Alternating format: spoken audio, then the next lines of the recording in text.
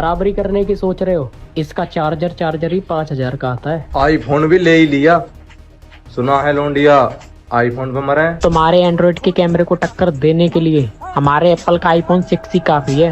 अगर आपके पास आईफोन नहीं है तो आप गरीब हैं। पैसा नहीं कमाओगे तो वीवो ओप्पो ही चलाओगे, क्योंकि आईफोन खरीदना गरीबों की बस की बात नहीं। गौर से देखो, ये आईफोन है, तुम्हारी औकात से बाहर है। ये आईफोन लेने की सोच रहे हो, पहले चार्जर लेने की सोचना। चार्जर 4,000 का मिलता है। ये 100 रुपये वाला सेब नहीं है, तेरी औकात से बाहर वाला सेब है। अगर मैं आपको बोलूं कि जेन जी पैसे को लेकर सबसे गैर जिम्मेदार जनरेशन है, तो आप में से बहुत लोग एग्री करेंगे। ये वाला पसंद आया पूरे उसमें।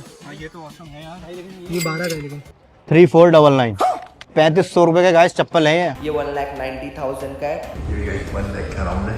आउटफिट ब्रेकडाउन का ट्रेंड कुछ इस तरह चल रहा है जैसे हर कोई अपनी महंगी सी महंगी पसंद दिखाने में लगा हुआ है। महंगे जूते, महंगे कपड़े। सबसे महंगा brand this is called Diesel and my daily beetles. इस तरह की बातें बोलकर लोग दुनिया को तो दिखा देते हैं, पर रियलिटी कुछ और ही होती है। यूज करते हो और आपके बैंक अकाउंट में कितना balance? iPhone 15 but my bank balance is 0। IPhone चलाना है लेकिन अकाउंट में 0 रुपए है। तो सवाल ये है कि आखिर आईफोन का इतना क्रेज क्यों है और ये शो ऑफ कल्चर हमारे भारत की यूथ को कैसे हिस्ट्री का सबसे गरीब जनरेशन बनाता जा रहा है, जानेंगे यही द भारत फाइल्स के आज की इस वीडियो में। तो दोस्तों बनी रहिए वीडियो के अंत तक और वीडियो को लाइक करना तथा चैनल को सब्सक्राइब करना न भूलें। चलिए शुरू करते हैं। बेरोजगारी अपनी जगह, आईफोन खरीदना अपनी जगह, शौक अपनी जगह। ये मैं नहीं कह रही बल्कि ये कहना है आज के युवाओं का। जब भी कोई नया आईफोन लॉन्च होता है, इंडिया में एक पैटर्न देखने को मिलता है। लोगों में हाइप क्रिएट होती है, ऑफलाइन स्टोर्स में लाइनें लगना शुरू हो जाती हैं, ऑनलाइन शॉपिंग वेबसाइट्स क्रैश होने लगती हैं और बैंकों में धड़ाधड़ ईएमआई बनने लगती है। पर सवाल ये है कि इस सब के पीछे आखिर कारण क्या है? जो बंदा सालों से एंड्रॉइड यूज कर रहा है, उसमें भी आईफोन लेने का क्रेज क्यों बढ़ जाता है? तो रेडिट पर एक लड़का कहता है कि आईफोन लेने से उसका स्टेटस अपग्रेड हो गया। उसके दोस्त अब उसे ज्यादा भाव देते हैं, लड़कियां उससे फोटो क्लिक करवाने को कहती हैं, पार्टियों और शादियों में लोग कहते हैं कि इसके फोन से फोटो खींचो। और ये सिर्फ एक का कहना नहीं है। तो शौक बड़ी चीज है, तो सब ले रहे हैं, हम भी लेंगे। हवाबाजी भी तो करनी जरूरी है। इतने महंगे फोन को खरीदने के पीछे आपका क्या? बस लोगों का स्टेटस सिंबल की वजह से लोगों का थोड़ा रहता है, दिखावट के लिए। अगर घर वाले ना खरीदें तो खाना पीना तक छोड़ दो, उसके बाद वो खुद कर्ज लेकर पैसा देंगे या मंदिर के बाहर फूल बेच के एक एक पैसा इकट्ठा करके दें। इसको पैसा आप दिए या बाबू? हम बाबू दिए। इसको पैसा आप दिए तो कह रहे हैं कि मंदिर में फूल बेचते हैं, ये सच बात है? फूल पत्ती हम बेचीला भैया, ये खाली हमसे 3 दिन से खाना ना खाता। अगर ये फोन उसे नहीं दिलवाया गया होता तो शायद वो भी वही करता जैसे मुंबई के एक 18 साल के लड़के ने किया जब उसके पिता ने आईफोन नहीं दिलवाया। एक लड़की ने तो अपना हाथ तक काट लिया क्योंकि उसके पेरेंट्स ने उसे आईफोन नहीं दिलवाया। इंटरनेट पर आपको ऐसी कई मैटर मिल जाएंगी, लेकिन जिनके पास आईफोन है उनकी आईफोन लेने के पीछे की असली सच्चाई अक्सर ईएमआई होती है। एक रिपोर्ट के हिसाब से भारत में 70% आईफोन सिर्फ ईएमआई पर खरीदे जाते हैं। सोचो, कोई इंसान महीने की 30 से 40 हजार कमा रहा है और 3 से 4 हजार की ईएमआई भर रहा है, वो भी 3 साल तक सिर्फ एक आईफोन के लिए। यानी अपनी इनकम का 10 से 15% एक ऐसे एसेट पर खर्च कर रहा है जिसकी वैल्यू हर दिन घटती जाती है। 2 साल बाद उसी फोन की रीसेल वैल्यू आधी से भी कम रह जाती है, लेकिन ईएमआई पूरी देनी पड़ती है। ऊपर से हर साल सितंबर में नया आईफोन लॉन्च होता है और उसी के साथ यूजर्स के अंदर फोमो पैदा हो जाता है कि मेरा फोन पुराना हो गया है, मुझे भी नया लेना चाहिए वरना मैं पीछे रह जाऊंगा। इसी दिखावे के चक्कर में मिडिल क्लास लोग ये भूलते जा रहे हैं कि जितनी चादर हो उतना ही पैर फैलाना चाहिए। कितने का है वो? माँ वो होगा कुछ करीब 2 लाख रुपए। वो जरा चाकू देना इधर। हाँ, यहाँ मार दे बेटा। आप लोगों को यह भी जानकर हैरानी होगी कि आजकल का शो ऑफ कल्चर इतना बढ़ चुका है कि लोग ट्रैवल भी ईएमआई पर कर रहे हैं। एक रिपोर्ट के अनुसार हर 4 में से 1 भारतीय ईएमआई पर ट्रैवल कर रहा है और ये सिर्फ बड़े शहरों तक सीमित नहीं है। 71% लोग टियर 2 और टियर 3 शहरों से हैं। इसमें जेन जी की संख्या सबसे ज्यादा है और आजकल हो रहे बड़े बड़े कॉन्सर्ट में जो लोग नहीं जा पा रहे वे वहां की स्टोरी पैसे देकर खरीद रहे हैं ताकि उसे अपनी सोशल मीडिया पर लगा सके, सिर्फ इसलिए कि लोग कहें वाह क्या लाइफ है और दूसरों को लगे कि उनकी अपनी लाइफ कुछ भी नहीं है। और जो लोग वहां पहुंच भी रहे हैं उनमें से कई को तो गाने तक ठीक से पता नहीं होते। हाल ही में जब कोल्ड प्ले के कॉन्सर्ट की वीडियो सोशल मीडिया पर आई तो भीड़ काफी डेड लग रही थी, यानी ज्यादातर लोग उसके गाने साथ में गा ही नहीं पा रहे थे। असल में बहुत से लोग सिर्फ कूल दिखने के लिए वहां जाते हैं। सोशल मीडिया पर सुन लिया कि कोई बड़ा बैंड आ रहा है, बस उसी वजह से पहुंच गए। 10 से 15 हजार की टिकट लेने वाले कई लोगों को तो बैंड के मेंबर्स के नाम तक नहीं बता पाते। Are you a Coldplay fan? Definitely. Yeah, of course. I mean, Coldplay is love. I'm a big Coldplay fan. Yes. Name any 2 members from Coldplay. चल Coldplay के 2 मेंबर का नाम बताओ।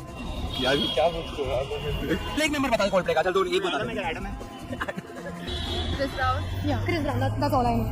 एक और चीज है जिसे हम परंपरा समझकर इग्नोर कर देते हैं, लेकिन आज के टाइम में वो भी बड़ा फ्लेक्स बन चुकी है, और वो है शादी। आज इंडिया में शादी खुशी से ज्यादा एक शो बन गई है, जहां लोग अपनी लाइफ की पूरी सेविंग्स तक खर्च कर देते हैं और कई बार सिर्फ दिखावे के लिए लोन तक ले लेते हैं। डिजाइनर ज्वेलरी, महंगे लहंगे, लग्जरी वेन्यू और बड़े बड़े इंतजाम, ये सब अक्सर कर्ज के पैसों से होता है, सिर्फ समाज को दिखाने के लिए कि हम भी किसी से कम नहीं है। शादी तो खत्म हो जाती है, लेकिन ईएमआई सालों तक चलती रहती है। हनीमून के बाद असली रियलिटी सामने आती है, जब पहली ईएमआई भरनी पड़ती है, तब समझ आता है कि ये खुशी से ज्यादा एक शो ऑफ करना था, जिसकी कीमत लंबे समय तक चुकानी पड़ती है। और ऐसा ही शो ऑफ का क्रेज एसयूवी के साथ भी चल रहा है। इंडिया में 2024-25 में कुल 4.3 मिलियन कारें बिकी, जिनमें से 2.95 मिलियन एसयूवीज और एमपीवीज थी, और पैसेंजर व्हीकल मार्केट में एसयूवी का शेयर 65% से भी ऊपर चला गया। एसयूवी खरीदने वाले लोग रीजन देते हैं कि रोड खराब है, इसलिए उन्हें हाई ग्राउंड क्लियरेंस वाली गाड़ी चाहिए, लेकिन रियलिटी में उन्हें चाहिए रोड प्रेजेंस, यानी जब वो घर से गाड़ी लेकर निकले तो दूर दूर तक दिखे कि कोई बड़ी गाड़ी वाला इंसान निकला है, यानी टोटल शो ऑफ। लेकिन इस शो ऑफ की असली कीमत क्या है? भारी ईएमआई, महंगा फ्यूल,